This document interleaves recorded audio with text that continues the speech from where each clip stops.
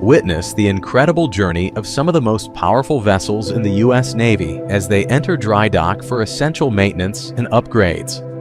From aircraft carriers like the USS George H.W. Bush to destroyers like the USS John S. McCain and stealthy submarines like the USS North Dakota, this time-lapse takes you behind the scenes of a process vital to keeping these naval giants in peak condition. Dry docking is a meticulous procedure where a ship is carefully guided into a specialized basin.